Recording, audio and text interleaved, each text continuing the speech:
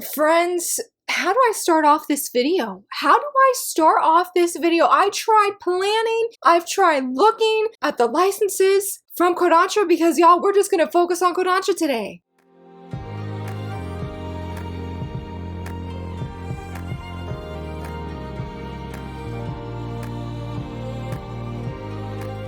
Hello friends, happy Monday. Y'all, was Anime Expo not amazing? This is the time to be a Shoujosei fan. I mean, I feel like when I went in, I'm pretty sure I even said in a previous video, I think it was my manga news video of last week, breaking down or at least showcasing all the different panels that are going to be happening where we could be getting license announcements. If I'm remembering right, I even said that I was putting my eggs in one basket of sorts where they were all going to Yen Press and then Square Enix. They were the two I was most anticipating. I was hoping for some news from Kodansha. I think all of us were hoping for something. I mainly, though, was really looking forward to an update about their print-on-demand program. I never would imagine, y'all, that they came out blazing with 11 different announcements that are just Shoujosei. Yes, I said 11, friends. That is incredible. It was surreal. I saw the news. I don't know if I did the right thing. I did a tweet saying that Kodansha leaked the announcements, which was not false information because last year they had put the announcements on their website before their panel. So I was like, oh, I'm gonna go check. And sure enough, y'all, I saw everything that was on there. In fact, I saw the first two. I got up out of my chair because I was about to start screaming at my computer desk and I ran to my bedroom, ran back, was trying again to still not scream, ran around some more and came back and just started physically shaking. I don't even know what emotion I was feeling because who would have thought? Who would have thought that I'd come on here and tell you that we got 11 different announcements? So today's video, as I said, is purely dedicated to all the Shoujosei titles that Kodansha released. They really addressed and they said, Shoujosei community, we have seen every single one of your complaints and here it is today that we are fixing. We again are addressing that. And they just went go big or go home. They hands down stole the show, the spotlight of all the announcements. Now don't get me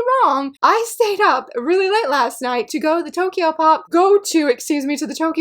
panel via online and they had so many good things. Square Enix had great things. Like it was fantastic. And I know at the time of filming this video that there's still one panel and that is Ink Pop. I am very interested to see what they are going to be revealing, but we'll talk about that next week. Definitely as well as some of those wins that I got from Square Enix and Tokyo Pop. I unfortunately didn't get any wins from Yen Press personally, but I do know several friends who are very excited for things that came out of them. Y'all, let's go ahead and start, but I'm going to be honest with you right now. I have looked over just this morning alone. I have tried rereading this article about all the different manga what they're about at least 3 times, and y'all, my brain just, it gets overloaded, and I'm like, I can't believe this happened. I can't believe I'm reading this right now, so I'm going to do my best to tell you of what everything is about, but oh, wait, we'll dive right in. But let's talk about that print-on-demand program. If you were like me and you're like, I really want to hear some news, Belmars is an amazing human being who has given us plenty of updates. I've shared plenty of things that she has shared in the past on this channel, and she was at the Kodansha panel and she actually did ask them, what is an update? And they said, do not worry, that they are working behind the scenes. They are going to be, hopefully, I guess for sure, releasing more volumes, the 3 manga that they have already done a print of demand, but they apparently continue to work with different printers to get the best quality. I don't have it shared in this tweet that I've shared or shown, excuse me, but she did mention that she personally felt that they were implying that they are going to have some different updates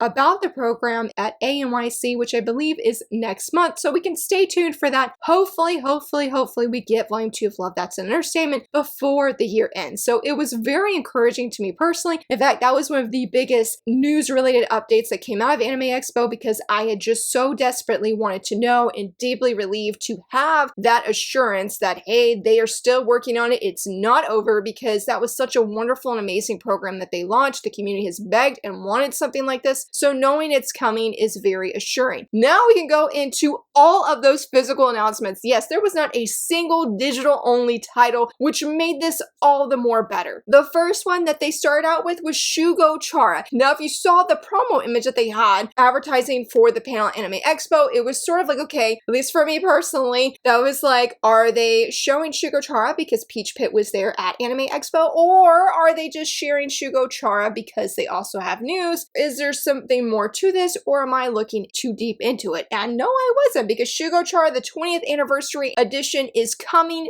to print. I am overjoyed. This is probably the one magical girl manga that is like an out-of-print series that I have wanted to read the most. Honestly, I would just say any magical girl series. I've been so fascinated about Shugo Chara, and I know so many friends who love it, and they're like, this was sort of my gateway into anime of sorts, and I think that is just such an incredible thing. And I remember several years ago, or at least I think it was several years ago, at least it's been over a year, somebody actually found the entire out-of-print series at some secondhand bookstore. I debated so fiercely of getting it. I remember asking friends, like, should I get this? I just don't know. And I decided at that moment to not get it because it was like over $100. And I'm glad that I waited because getting the 20th anniversary edition, which I love the covers that I've seen for this, especially just volume 1 here, absolutely beautiful. And from what I know about this magical girl series, it is about a young girl who I guess is very spiky or prickly is what the blurb had said, but deep down she ultimately wants to like embrace her cutesy feminine side. I guess somewhere in there there's these magical eggs that she uses or the other magical girls use, and that is sort of like the really down low premise. Like that's how I know. I just remember it stood out to me in my mind that this magical girl was different because she was sort of, I don't know if tomboyish is the right word, but I do remember them saying like she was very prickly or whatever, and so I was most intrigued about that because it felt very different to me from other magical girl manga that I've seen. And also this is already up for pre-order. It's gonna be coming out March 3rd of next year with a price of $22.99, so it's already up for pre-order and I'm really excited. From what I've seen, it's only technically on Barnes & Nobles as of thus far, but I did find it on, was it Penguin Random House is where I got these, and there's a few others that are up for pre-order, including the next one, which I feel like a lot of people were like, hopefully we get this, but I definitely was like, well, if we get this, I need the original series, because we also got Shugo Chara Jewel Joker, which is the sequel to the original series. Now, I don't know anything about this. I purposely did not read the blurb because I didn't want to know, since I haven't read the main series, and I'm like, that's gonna be so much spoilers, but I'm very excited that we are getting the sequel to this series. It feels like a double win to get a reprint and get a new license. Like, yes, and this manga is also up for pre-order. It's also coming out in March, and I believe the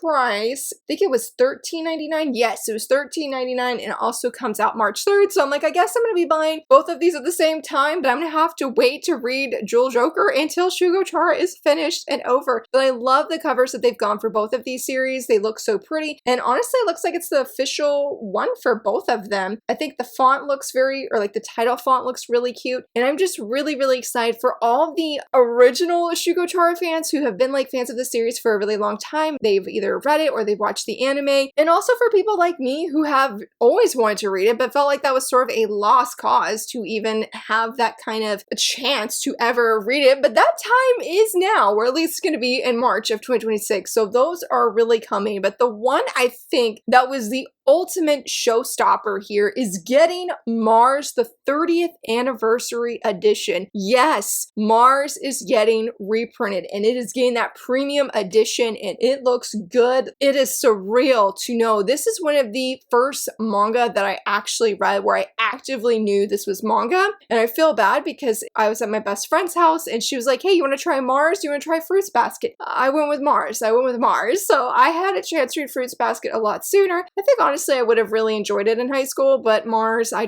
love the cover a lot more. I thought that, our main dude here was pretty attractive as a teenage me. So I went with that, but at the time I was never able to finish it because it was ongoing. I think I read the first 3 to 4, maybe 4 to 5 volumes. Yeah, then I didn't think any more else about it. I didn't even know where to get manga or anything. It was just like more of an introduction. It wasn't until many years later, goodness, just a few years ago, that I read all of Mars thanks to Prime Reading, and it was intense. I do believe I give trigger warnings in that video because this series, it's very gripping, but it does have some really heavy topics. Like I remember reading the later volumes, and there was just one volume when you're really getting to the backstory of the male lead and seeing the tragedy and the trauma. It was a lot. It was so much so that I was like, you know what? I'm just gonna put this manga down and I'm gonna go do some chores in my house because I just needed time to really, I don't even know how to finish that sentence. I just needed some time, more or less. So definitely be aware of that. I'm pretty sure Colleen at Colleen Manga Rex has a video as well, because somebody on Twitter did mention like, hey, that this does have trigger warnings. You need to be aware of that. So I would definitely look into that. It has been so long since I've read it. I was trying to think of what this series is really about. I really remember identifying a lot with the female lead and loving the story as a whole. And so I'm so excited to be able to come back to this physically. Again, I feel like this is the series that really introduced me to manga. I mean, yeah, I had read like a random volume of Sailor Moon as a kid, but like it was like volume 7 or something. And I had no idea what was going on. I remember thinking it was really cool, but like that was it. There was nothing else to it. This series definitely has a special place in my heart. I am just overwhelmingly thrilled that Kodansha listened to us fans. And there was even a video that somebody had shared being at the Kodansha panel, and Kodansha panelists were explaining of how they did not give up for years of trying to get the physical license for this series. So it was definitely not, it was really encouraging to hear, because it's definitely not like Kodansha's been ignoring us, and they did say this is one of the most requested licenses they have gotten. It felt like a big win, not only for the community, but also for the team. And so it is just, it's a wonderful time. And I'm sorry that I can't really explain more about this, because I was trying to think really hard, and I know I can remember my feelings I had toward the series, but I just can't remember what it's actively about, except for our guy here's cool. I loved our female lead. I look coming back to it and really hope that you also will think of giving it a chance. Check out those trigger warnings, because it's not a fluffy series by any means. And I definitely have reviews for each volume on Goodreads. And again, I have that video review as well. I don't remember what I said in it, but I do feel like I probably definitely gave that heads up, because I know somebody had warned me personally when I was reading and gave me that heads up as well. So I think that's important to know, and important to know that Mars is coming. It's going to reprint in 2026. There was no pre-order date for this one just yet, so I don't know when it's releasing or anything, but y'all, just knowing that it's coming, that Kodansha genuinely heard the community and has been actively working behind the scenes, it is awesome, y'all. It is awesome. Let's go into some of those other licenses that were not like big jaw droppers,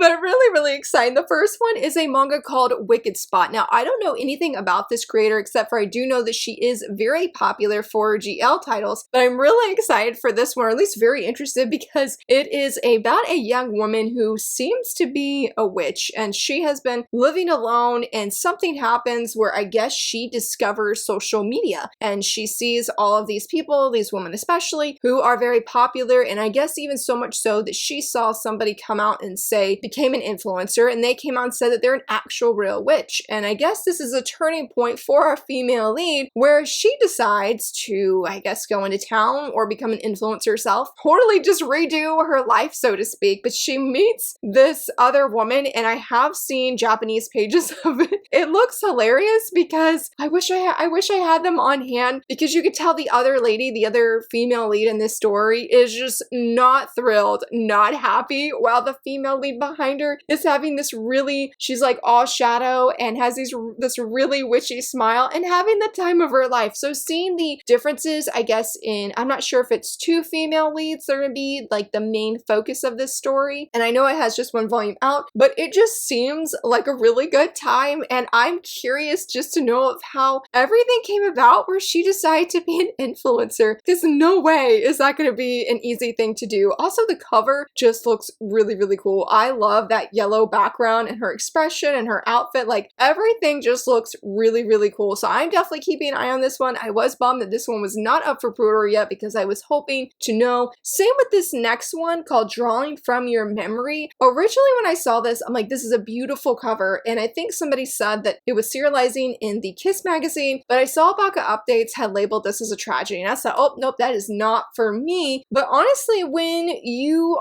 read the blurb, I don't know what the one they did on Twitter, because I'm looking at the Kodansha website, but they say that it has a funny time skip manga about grief, art, and love like Orange, but it's gonna meet the manga called Monthly Girls. And I said, I don't know, but the premise sounds very interesting, because apparently it's this young woman, she becomes a manga artist and becomes really, really popular, but she, I guess, stole this manga idea that made her a bestseller from somebody in high school who had passed away. And so now that she needs to work on another series, like, I guess she has no ideas and doesn't know what to do, but something happens where she's able to go back in time to when that young man was alive. I think it said she sort of wanted to erase her regrets and even save him, and also wants to redeem herself. So I guess there definitely is going to be like tragic parts, and this is completed at 5 volumes, also a Josei manga. I'm really interested, but also really nervous at the same time, so I might just go look at the Japanese pages and get a feel, because I don't really know of many manga that we've gotten in English that are from the Kiss magazine, so that feels like a win in itself. And again, the cover is just absolutely beautiful. Like, this could definitely be a cover loved by.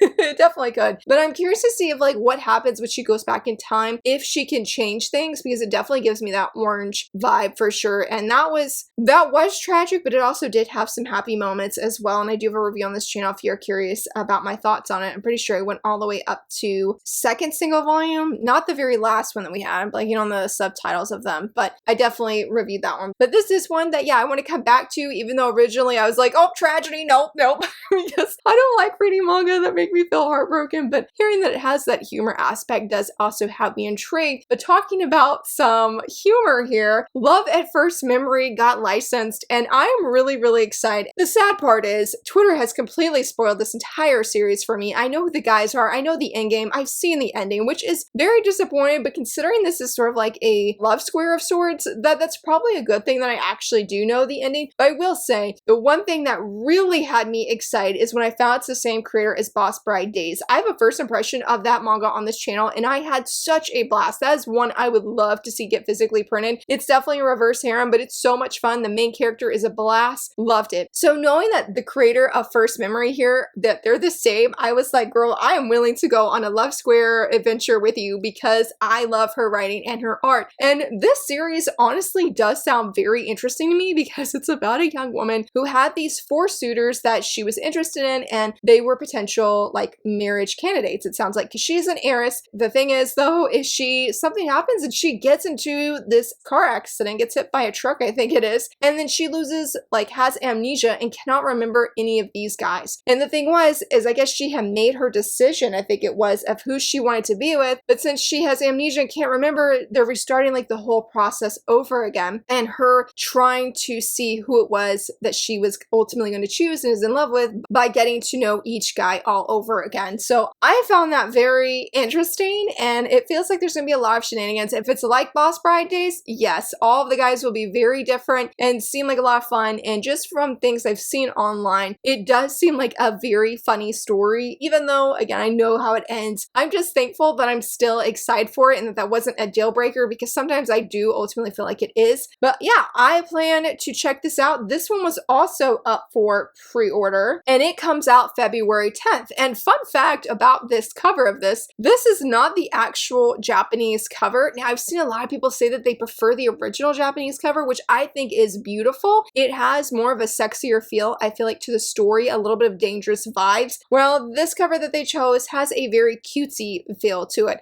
Based off that though, I don't really know which vibe this series is going to have, because I've only seen out of context spoilers or the very end, which I feel like doesn't really show the adventure of going on this journey. I'm not sure how many volumes this is, but I do know that it recently ended in Japan, and so by the time we get it fully in English, it will be completed. This next one is called Kiryo Fan Club. Y'all, this sounds like the most interesting of the bunch of licenses, because when you read the opening blurb, it says, "What would you do if your crush had ear-splitting farts?" Yes, and I was like, I don't know what I would do, and I haven't even read the full blurb of this, because I read that, and then at the bottom it says, "Get ready for a rip-roaring rom-com about the friendship behind what is fair in love and war." And I said, oh, okay, this is in, I think somebody told me it's in the same magazine as Veil. Also, there was another series that's serialized in that same magazine, so this is definitely a Josei, and I just don't know what to think about it.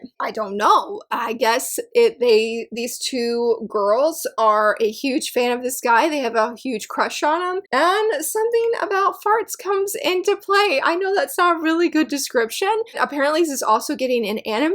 I am intrigued. I just never expected the blurb to say that, so this is definitely one I don't have on my personal pre-order list, but it's definitely one I have on my list to to check out that first chapter because I have so many questions and want to know. I think somebody who said that they have read it said that it'll have like these really funny moments, but then it also has these really sad moments as well. And it's an interesting blend of a series. To be determined for me to find out more, because again, I think about reading the entire blurb because just the first part of it and the end of it is really what had me like, oh, I'm very curious about this. Next up is Hitting Rewind with You. I have seen more and more things about this series that at first I was a little bit unsure because it's about a young woman who would like to sort of, I don't know if re-experience high school is the right word. Somebody was telling me about the other day. It's not like she misses high school and wants to live out those days. It's more of like living out those things that she missed. I think of like a English equivalent of like, say you wanted to go to prom, something happened and you missed out on going to that. And that's sort of like an iconic or thing that you do in US high schools. So it felt like whenever this lady has, this young woman, because she is in university college, that she has a chance to dress up as a high schooler, as a third year, that she gets really excited. And I guess apparently she meets this guy that's on the cover who's also dressing like he's a high schooler when he's also in college. It seems to have all these fun shenanigans. I think the blurb mentioned like if you love My Love Story with Yamada-kun, chances are you're really going to enjoy this one. And I have had at least 3 different people say it's very sweet and they're like, Laura, you will love it. So this is definitely one that is a guaranteed. I'm picking up the pages I've seen, like the Japanese pages and even like other minor, thankfully minor spoilers on Twitter. It seems really, really cute. This one's up for pre-order and I think it said that it was coming out in February 24th. Oh my goodness, that's 3 days after my birthday. I'm so excited because again, it just seems really cute. I don't know how many volumes this one has. I do know it's ongoing. I think it's in the Dessert magazine and I saw a friend this morning say that she also had thought it's very cute. So I'm excited to see where this goes. Seems like it's going to be a really, really great time. And if you're needing a great time because of the drama, this might be right up your alley. And this is Love Out on a Limb by Yoko Nogiri. I love Yoko Nogiri's work. I've read all of them. That with Boy's Mind is definitely my favorite. I have a review of all 3 of her series on this channel that we have like out in English. This is her latest one. I believe, if I'm remembering right, that my friend said it's going to be ending in the Dessert magazine within the next 2 to 3 chapters. Look, I'm going to be honest. I've seen people keep saying this is an incest manga, and maybe that's not necessarily wrong, but I'm not trying to justify it, but the siblings are not related by blood. So I feel like when we say incest, I do feel like it hits differently than when we say this is a step-sibling romance. That feels 10 times more accurate to me personally, because then you definitely know like, okay, this is going to be taboo still, because yes, this is a taboo manga because our female lead, apparently she has been away from home a long time and she comes back and her stepbrother is now very, very handsome, very popular, and she's starting to realize, oh man, maybe I might like him. But she's also got her best friend that she has not seen in several years, and he's had a glow up of sorts, and so it's a love triangle between her male best friend and her stepbrother. And of course she's going to find out at some point that they're not related by blood, because I think when the Japanese version came out, or when it was started serializing, that they were not using the term step-sibling romance, so it definitely had a different implication, I think. But I just think that's a good thing to know. If that's still not your cup of tea, it's just not your cup of tea. Honestly, I love Yoko Nogiri's work, and I was not happy when I found out the premise of this manga originally, like when it started serializing. But a friend of mine has been giving me updates about the chapters as they come out in the Dessert magazine, and I need to know how it ends first before I ultimately decide if I'm going to pick it up. The cover looks beautiful. I really love it, and it just depends, because I am going for the bestie because he just looks like a total cutie, and I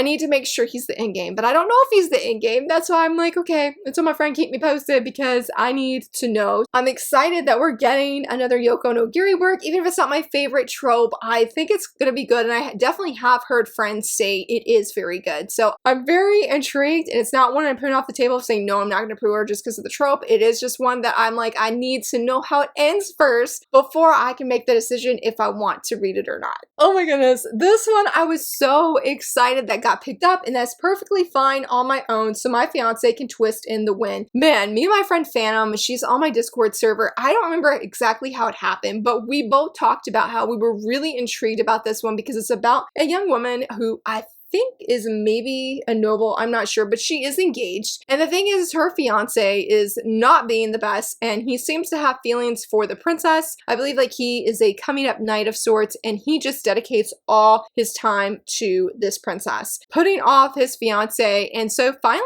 I guess she just sort of comes to terms with, you know what, like if he's gonna act like this, why don't I just do things on my own? And of course, when she decides to actually do that and sort of not get him involved with things, like if they want to have tea, she's like, oh no, you go do what you need to do for the princess, it's all fine. Like then he starts noticing like she's not sending me letters, she's not spending time with me like she did. What is up? I feel like this is going to be a series where our female lead has just become very independent, and that man gonna have to work himself to the bone to get her to look at him in a romantic light, considering how he has been treating her thus far. I don't know if he actually has feelings for like this princess or the other person, whoever that is, but I'm invested in this. Like I was so stoked that we got it, because never actually would have imagined that Kodansha would have picked it up. I don't know where this serializes or if it's an online magazine. I have no idea. It just felt like a very much big surprise for me personally, and I was really excited when Phantom saw the license and she's like, I have been requesting that from Kodansha. I'm like, yes, thank you, thank you. Even though this wasn't on my license bingo board, I still feel like I got a really big win. This is definitely a guaranteed pickup for me. When I saw it, I was like, yes, I want it, and it just sounds so good, and I want to see how things are going to unfold. Like I am so curious of what's all going to go down.